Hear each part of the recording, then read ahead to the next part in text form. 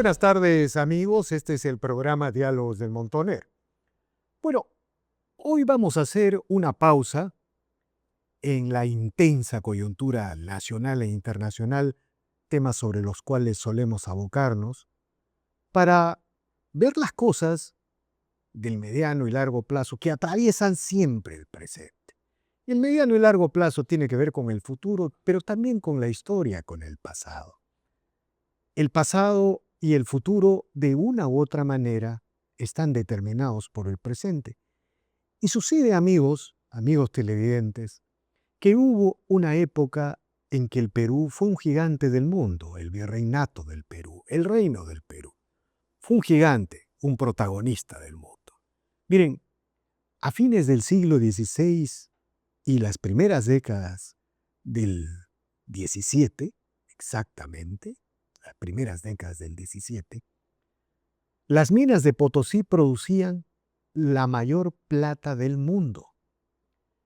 Y durante esa época el Perú, como virreinato de ultramar, pagaba el famoso quinto real. ¿Qué significaba el quinto real? Que se pagaba el 20% de esa riqueza extraída a la corona y el 80% restante se quedaba en el virreinato del Perú.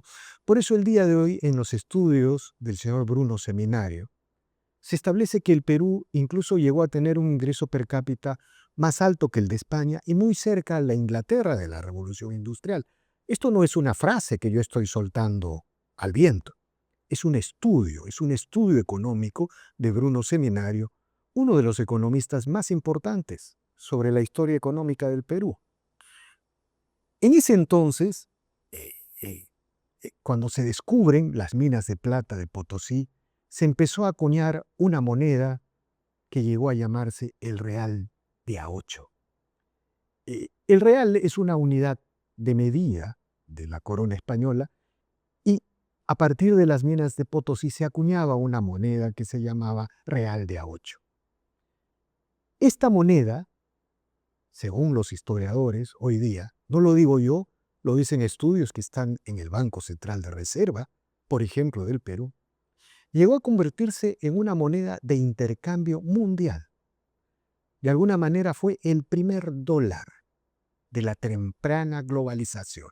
Eso nació en el Perú, en las minas de Potosí. Potosí se convirtió en una ciudad gigante de 100.000 habitantes, la misma población de Londres, de París, por ejemplo, o de Madrid, una misma población casi parecida.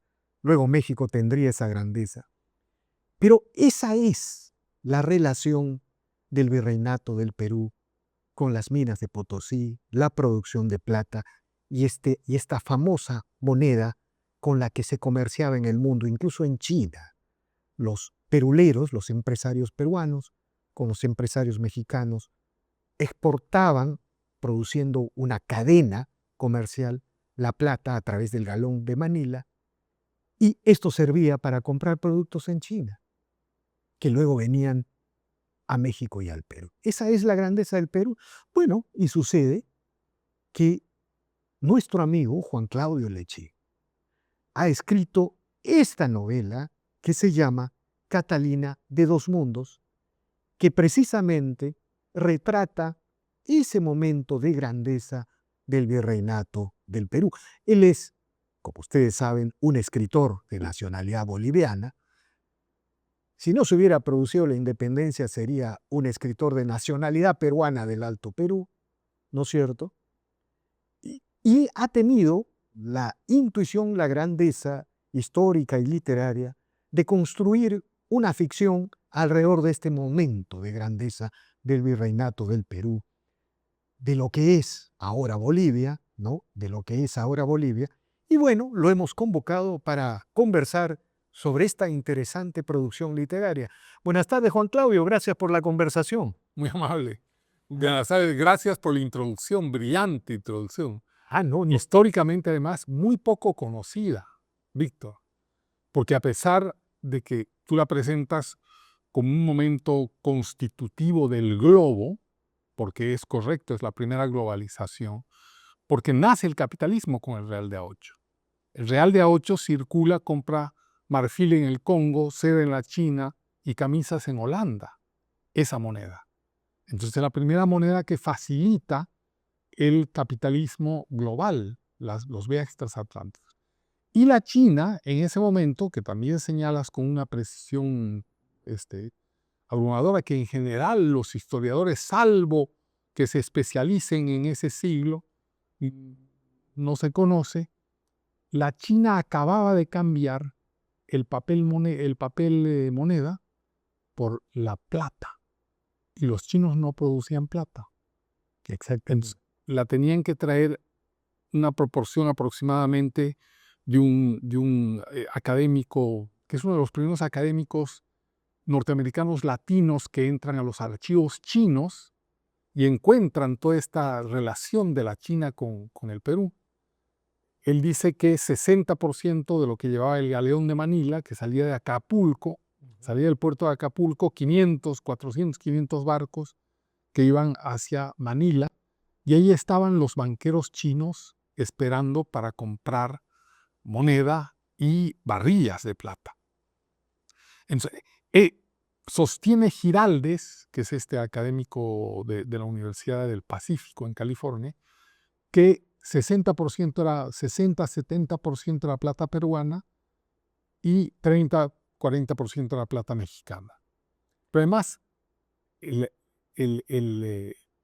azogue, el mercurio, era de Huancavelica. Claro. Entonces, era una cadena, mucha plata de contrabando. Y déjame agregar algo. El real de A8 no es como la libra esterlina porque es comercio puro, es libre comercio puro. No hay en el avance del real de A8 conquistas coloniales, ¿no? Sino a partir de los virreinatos hispanoamericanos se produce una globalización alrededor de una moneda. Por eso el término, el primer dólar o el primer antecedente del dólar. Es el primer dólar. Y se llamaba, también le decían el peso perulero. Exactamente. El tostón, el patacón y el tostón perulero eran el de 4 reales y el de 8, ¿no? Entonces, una moneda muy potente. Pero además, imaginemos que siendo una moneda que servía de intercambio universal, las coronas europeas guardaban en sus tesoros el real de A8 como respaldo. Entonces, con una moneda puedes comprar marfil en el Congo, camisa en Holanda y vajilla china. Entonces, tú tienes que tener una reserva mucho más fuerte que el thaler alemán, era el peso. Bueno, y por eso no es extraño que Bruno Seminario, en una obra enciclopédica sobre la economía, la historia económica del Perú hasta el siglo XVIII, sostenga que las minas de Potosí, en base a este famoso sistema tributario de la corona española el quinto real, le permitieron al Perú tener el ingreso per cápita más alto de su historia en términos comparativos. Incluso él dice casi como el de Madrid o cerca al de Inglaterra, ¿no? ¿No es cierto? Sí, y además Lima era una metrópoli impresionante, porque además tenía acueductos, tenía puestos de agua donde la gente iba tenía tajamares que regulaban el río Rímac en sus crecidas. O sea, era una capital, Lima. Como cualquier capital europea del Yo te mundo. diría que incluso más. Lima era como, fíjate que en el mapa chino de Matteo Ricci, los chinos llaman al jesuita Matteo Ricci para que les haga un mapa mundial. Y ese mapa mundi de Matteo Ricci está en chino, ¿no? Y en América está Polú, Perú, y Futosí, Potosí, ¿no? Y después ya no hay mucho más, ¿no? Y Perú era un centro tremendo. Y de ahí sale acuñado, vale un Perú y vale un Potosí. Claro, el Vale un Perú viene de ahí. Ahora, planteado este marco histórico, al final quiero preguntarte la gran polémica que vamos a tener. Si el orgullo es del Reino del Perú o de Bolivia, ya veremos pues al final. Pero cuéntanos la trama de esta ficción, que por cierto ha empezado a agotarse en las librerías, Sí, ¿no? sí. Mira, es interesante porque yo quise hacer una novela de aventuras. Esta no es una novela pesada ¿no? Hay que entrarle con machete. Es una novela de aventuras, ágil. Es la historia de una niña, hija de un cazador en Andalucía, un cazador de la Sierra Morena, que el padre le enseña los trucos de caza, que son trucos de investigación. Cuando ella crece, ella se vuelve una investigadora, es una especie de detective. Y va a tener una serie de peripecias, de desgracias, entra de monja, de claustro en las concepcionistas, y tiene un novio, o el novio de niños, un pretendiente de niño le ofrece matrimonio, ¿no? Y ella se sonroja. Pero este niño, para cumplir su promesa de infancia, se va a Potosí a volverse rico. Y al llegar a Potosí, se mezcla con los falsificadores de la moneda de plata, que esa es la gran falsificación que el historiador peruano Loman Villena le llama la gran estafa. Un precioso trabajo muy pequeño, como lo que hacía Loman, de pocas páginas, pero de una contundencia en materia de información tremenda, ¿no? Y este chico en Potosí le escribe cartas donde le cuenta sus vicisitudes. Entonces, a través de las cartas de él podemos ver lo que pasa en Potosí, y a través de la estadía de ella vamos viendo España y el Perú. Por supuesto, él llega primero a Lima, él pasa por Lima, se maravilla con Lima, cruza el puente del río Rímac y consigue albergue por unos curas y van a la cancha de pelota a ver partidos de pelota. Pues, va transcurriendo la vida virreinal de aquella época, pero en medio de esta falsificación de Potosí, y ella descubriendo historias. Están en un juego, por eso son dos mundos, están en un juego paralelo, pero también, y esto creo que es un aderezo, es una especie de coquetería, si se puede decir, de la novela. El rey Felipe IV está en una reunión con un tesorero italiano del Dux de Venecia, es un tesorero del Dux de Venecia, que le está advirtiendo de la falsificación de la moneda de plata, y él y su Consejo de Estado no creen. Entonces lo toman como a la ligera, y el rey está en otras cosas. Entonces, está abordado no como una trama dura, ¿no? Está abordado como una presencia, ese diálogo, esos deseos del rey de volver a la cristiandad. El rey Felipe IV era un rey que tenía sueños medievales. O sea, en el siglo XVII era un hombre de antes, ¿no? No era un hombre del siglo XVIII, digamos. No se perfilaba como un rey del futuro, sino era un rey que quería la tradición, ¿no?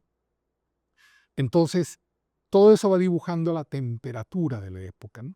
Y en realidad, yo saqué de los archivos, del Archivo General de Indias. O sea, digamos, antes que continúes, esta ficción, si bien es cierto, tiene las reglas de la ficción, Sí, ¿no? Donde la imaginación, claro, la innovación, la creatividad vuela, claro, pero también tiene elementos de novela histórica, claro. porque la ficción se desarrolla en un marco temporal y en un marco espacial de la historia, Total. en concreto.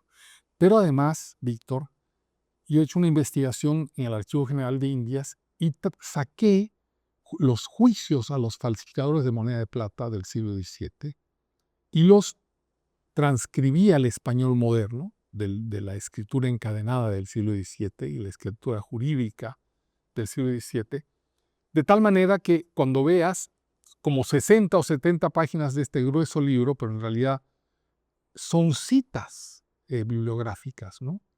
Donde, O sea, es una novela histórica. pero de ficción, ¿no?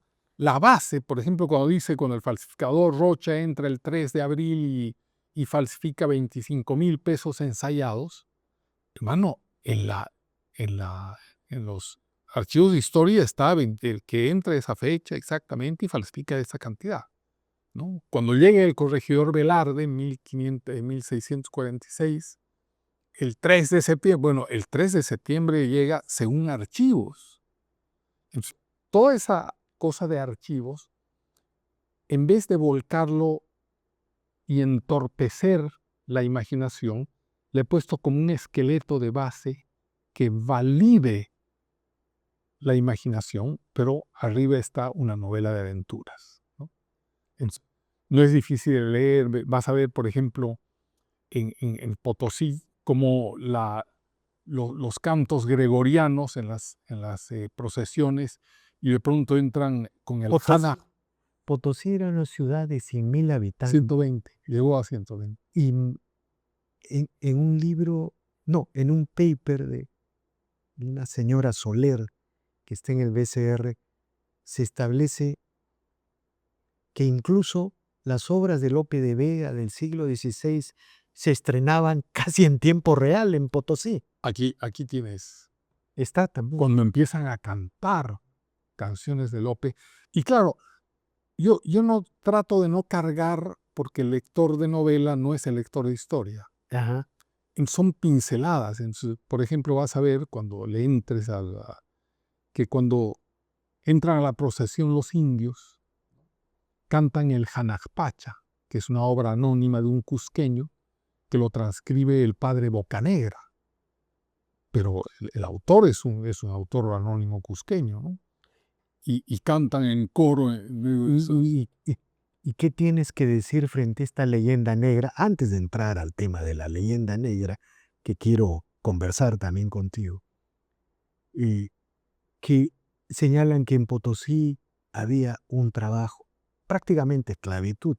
Yo sé que todo eso es una leyenda negra, porque, digamos, en Potosí es cierto, había la mita, pero los mitayos, que iban por parte de los caciques, ordenados por el virreinato, la corona, solían trabajar una semana y descansaban 2 y recibían un salario. Sí. Y por otro lado, en Potosí empiezan a existir los primeros derechos laborales para mineros de socavón, para mineros administrativos.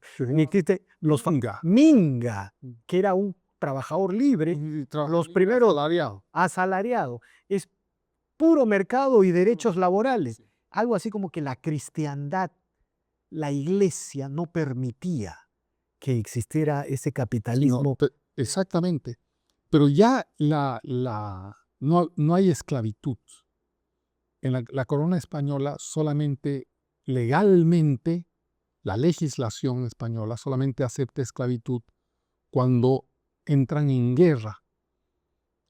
Pero no habiendo guerra, o estando en un pacto, como estuvieron con legislación indígena, porque eso que hacen los indigenistas del siglo XIX, hay que hacer legislación, ya existía, en el virreinato ya existía legislación indígena vigente. La bula papal Sublimis Deus, 100 años antes de la novela, en 1547, declara que el indio tiene alma. Y eso que parece banal y jajaja, puede parecer hoy, eso era una carta de ciudadanía por la cual no podías esclavizar a un indígena. Así es, ¿cierto?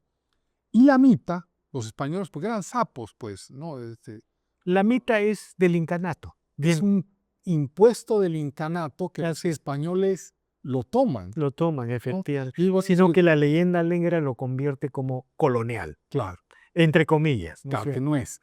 Porque en realidad el mitayo trabajaba 4 meses durante toda su vida. Nunca podía. Una comunidad te mandaba, escogía 20, 30 jóvenes para pagar su impuesto. Pero si te mandaba a ti, tú no podías volver a repetir como mitayo. Y además no todos iban al socavón. Claro. Había mitayos que iban a la carga, a una serie de funciones. En realidad el gran problema fue cuando las leyes de Barcelona de 1544 suspenden el trabajo porque era una sociedad muy parecida a la española, donde, igual que en España, el trabajador, el siervo, tenía un estatus de ciudadanía. Claro, y digamos, y hay algo más, la Iglesia Católica Apostólica Romana en el Virreinato, que fue el fierro y el cemento del virreinato hasta que llegaron los Borbones, no impedía cualquier abuso contra el indígena o contra el trabajador. Por eso, y estas cosas no son una apreciación, No. están en los textos, en los papers que el BCR ha colgado sobre la historia económica del Perú. Ahí se establece que los mitayos trabajaban una semana y descansaban 2 cada vez que le tocaba un mes, ¿no? Y que si trabajabas en el socavón recibías un salario mayor, si eras minga, y si trabajabas en el lado administrativo un salario menor. Bueno, es una leyenda negra lo que se ha armado contra Porque Potosí. a un siervo en España también le tocaba trabajar lo que le tocaba trabajar, porque eran contratos con el señor. O sea, eran todavía contratos feudales, ¿no? O sea, cuando nosotros condenamos, o cuando sobre todo Francia, Inglaterra, Holanda condena a España por la leyenda negra, lo que nos dicen es que ese era el estatus de sus propios siervos. De acuerdo. Alemania, era, digamos, la normalidad. Ahora, como tema final me gustaría conversar esto antes de entrar al debate, ¿no? Boliche peruano. Bolivia versus Perú, pero eso es una broma, ¿no? La leyenda negra, ¿no? ¿Tú crees que esta novela que por cierto es muy voluminosa, ¿no es cierto? Esta novela contribuye a esta urgencia histórica que tienen los hispanoamericanos de desterrar de una vez por todas esta leyenda negra que nos ha quitado el orgullo hispanoamericano, el orgullo de nuestra nacional historia. de nuestra historia, de los peruanos, de los bolivianos. Contribuye, ¿crees? Porque Explícanos. nosotros hemos perdido nuestra historia. Cuando yo era joven y hasta unos años más tarde, yo siempre consideré que la historia de Bolivia era a partir de 1825, fecha de la independencia. Y todo para atrás era una oscuridad y una explotación irracional por parte de los... Es lo que diría Evo Morales y Álvaro García Linera. Correcto. ¿No es cierto? Los teóricos de la República Plurinacional. Pero además, era más o menos lo que la época nos contaba, porque los independentistas también te contaban esa misma historia. Pero en detrimento nuestro, Víctor, lo que sucede es que pierdes tu historia, porque resulta que tú como peruano, yo como boliviano y obviamente también peruano, perdemos nuestra verdadera identidad histórica porque perdemos el virreinato, nuestra condición de españoles, y por esa vía perdemos que tuvimos emperadores romanos en tanto que españoles y que tuvimos papas en tanto que españoles, porque el Perú era un territorio, era la administración de Qué España. interesante lo que acaba de decir. Es decir, nosotros éramos del reino de las Españas y también tuvimos emperadores en el Imperio Romano. Adrián es emperador. Marco Aurelio, Es español. el emperador filósofo. Y bueno, también tuvimos papas. Los Borgia son Exacto. un poco alborotados. Pero eran papas. Papas. O sea, estamos en el centro de la historia universal de Occidente. Y no nos damos cuenta, creemos que estamos en la periferia. O sea, a través de este libro, porque me gusta que haya señalado que es voluminoso, pero fíjate dos cositas. Una, que las últimas, todo esto son citas bibliográficas. Y es una novela que se deja leer de una manera muy fácil. O sea, de pronto encuentras una novela corta, de volumen, pero que, hermano, pasar de página a página es como escalar el Everest cada día, ¿no? Esto es una autopista. Y por ejemplo, queridos amigos como Eduardo Darjan Chamot, que es un numismático historiador, Dice, es llena de intriga, es una novela apasionante, es una lectura indispensable para los que, como yo, y él es historiador de la moneda, hemos estudiado fríamente la historia de la moneda virreinal peruana y en especial la potosina, ¿no es cierto? Está Mario Ibellini, el periodista, que dice, con una prosa que recuerda por momentos el castellano sonoro y elegante de la época, se encuentra en la mejor tradición de las novelas que se debaten entre la ficción y la historia. O sea, es de suave digestión, ¿no? No es de digestión pesada. Y yo creo que aquí vas a ver el día a día del virreinato. Y es muy emocionante, pues, hermano, ¿no? Yo he disfrutado muchísimo escribiéndola porque me has investigado harto. Tengo un libraco donde tengo vestimentas, iglesias, Esta es tu mejor obra. hospitales. Has publicado varias novelas, incluso tienes un premio Alfaguara, ¿no? Sí. ¿No? Has sido mencionado en uno de los premios Alfaguara. Tú dirías que es tu, sí, tú dirías que es tu, ¿cómo se dice en latín? Opus magnum. Opus magnum. Mira, si ves está muy cerca, porque a mí esta novela Estás feliz, estoy muy feliz. te sientes realizado. En Bolivia ya se ha agotado. Acá también parece, porque no se encuentra en las librerías, ¿no? Sí. Bueno, es que el Montonero ha sacado pues, unas reseñas, Por supuesto. ¿no? Ahora, ya como tema final, lo que falta en la novela es que digas la madre patria. La madre patria es el reino del Perú. Claro. Mira, indudablemente en esa época Potosí era parte integrantísimo del Perú.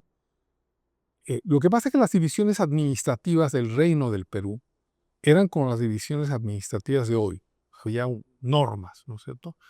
Y toda esa zona de Potosí en realidad que pertenecían a La Plata, que hoy es Sucre, ¿no? Es la capital, Sucre, era la audiencia de Charcas. O sea, tenía sede jurídica. Por eso los bolivianos somos tan leguleyos, porque tenemos la leguleyada en el ADN, en el núcleo, ¿no? Y la comunicación era permanente. Tanto que el virrey Toledo va a Potosí y traslada la Casa de la Moneda de Lima. Así es. La traslada a Potosí porque el cerro está ahí.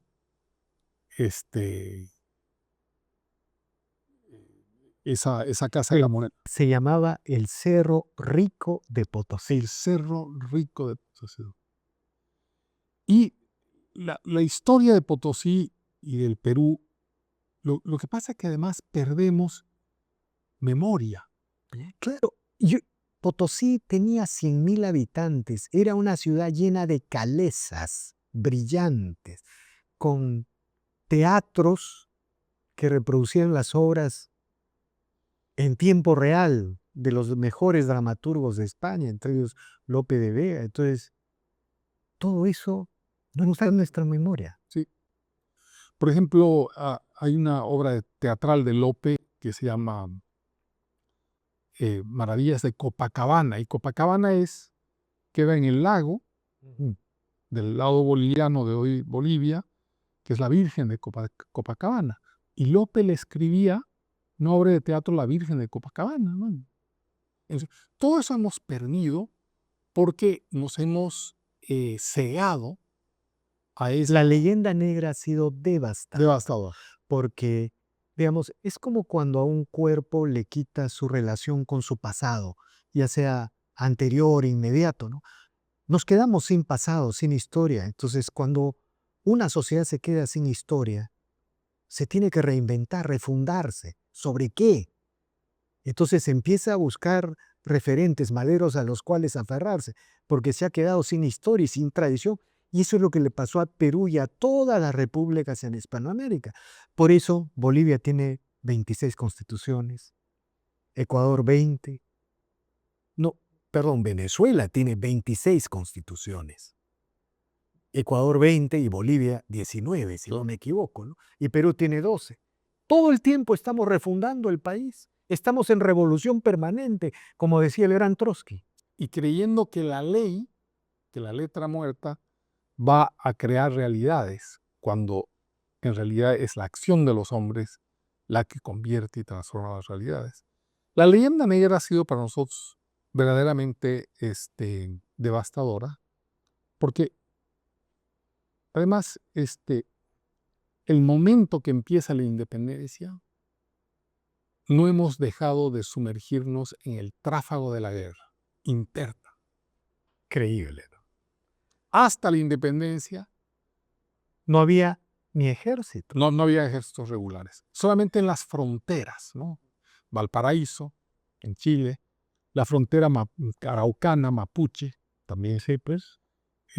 Después, Cartagena de Indias, Cuba, o sea, donde habían fronteras con el mundo pirata, había ejército regular. Pero internamente, no. Con el mundo indígena no hubo problemas. Y cuando los indigenistas levantan la bandera de Tupac Amaru y Tupac Katari, bueno, en realidad era por impuestos. Eso ya es con la dinastía de los Borbones.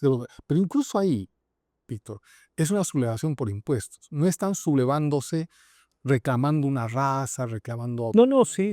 Están reclamando impuestos, que le están aumentando los impuestos, quitando Y privilegios. se había partido ya el reino del Perú, ¿no? Con el reino de Colombia, de Nueva Nueva Granada y el bueno, de La Plata. Eso es lo que hacen los Borbones. Pero en fin, estimado Juan Claudio, extraordinario trabajo, Catalina de dos mundos. Entonces, si no hay en las librerías, no, pero los piden y se los piden a la... bueno, que la editorial reimprima el libro, que imprima. Planeta, ¿no? Planeta. Bueno, te agradezco infinitamente por esta interesante conversación. A ti, ¿no? siempre agradecido. Ha sido muy entretenida esta... Bueno, siempre nuestras conversaciones son de ese tipo, estimado Juan Claudio. Seguiremos conversando más adelante sobre los temas que siempre nos convocan. Muy agradecido. Gracias a ti. Bien amigos, esta ha sido una nueva edición de Diálogos del Montonero. No olvide, suscríbase al canal, deje su comentario. Así este proyecto avanza y se consolida. Muchas gracias.